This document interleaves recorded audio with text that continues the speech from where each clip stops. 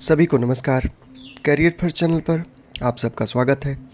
आज का डिस्कशन लिखने के लिए तैयार है। Ready start. सभापति महोदय, इस समय विश्व में आर्थिक महाशक्ति के रूप में जापान की स्थिति परस्पर संबंध के व्यापक मामलों में जापान के साथ हमारे द्विपक्षीय सहयोग को बढ़ाने के लिए प्रेरित करती है। हमारा विश्वास है कि यह शांति एवं प्रगति का एक महत्वपूर्ण कारक है। दक्षिण पूर्व एशियाई देशों से हमारे पुराने सांस्कृतिक और द्विपक्षीय संबंध रहे हैं। यह वह क्षेत्र है जिसने बहुत ही कम समय में तेज़ी से प्रगति की है। मेरी सरकार द्वारा किए गए प्रयासों से इस क्षेत्र के साथ हमारे पारस्परिक आर्थिक क्रियाकलाप को सुदृढ़ करने के नए अवसर उत्पन्न होंगे। मेरी सरकार आसियान और इसके सदस्य देशों के साथ अपने संबंधों को सुदृढ़ बनाने को प्राथमिकता देती है। हमें आशा है आसियान के साथ हमारी क्षेत्रीय वार्ता जल्दी शुरू होगी। पिछले दिसंबर में हुए शिखर सम्मेलन के बाद आधुनिक विश्व में एक सुदृढ़ राजनीतिक और आर्थिक सत्ता के रूप में यूरोप का प्रादुर्भाव एक महत्वपूर्ण घटना है।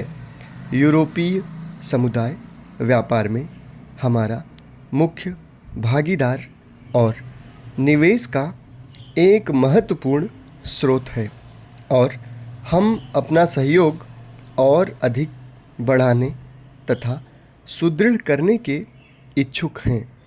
हमारे प्रधानमंत्री का सबसे पहला विदेशी दौरा जर्मनी का था, जहां उन्होंने जर्मनी के नेताओं से दोनों देशों के पारस्परिक महत्व और सहयोग के अनेक विषयों पर विचार विमर्श किया।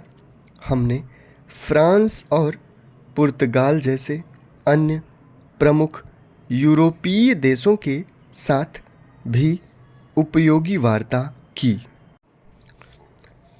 शीत युद्ध के अंत में हुई घटनाओं और उससे संबंधित मुद्दों के कारण हुए आमूल परिवर्तनों से यह निश्चित है कि यह नया स्वरूप संघर्ष विरोधी संदर्भ और व्यवस्था की संरचना में उत्तरी दक्षिणी देशों के संबंध एक नया रूप धारण करेंगे। विश्व के विकासशील देशों को अपने आप को विकास की इस नई गति के अनुकूल बनाना होगा, जिसका उद्देश्य संपूर्ण विश्व में समान समृद्धि प्राप्त करना होगा। खुशहाल एवं संतुष्ट मानव जाति के इस स्वप्न को साकार करने में विश्व शांति और व्यापक निरस्त्रीकरण का महत्वपूर्ण योगदान होगा। भारत इस स्वप्न को साकार करने का भरसक प्रयास करेगा।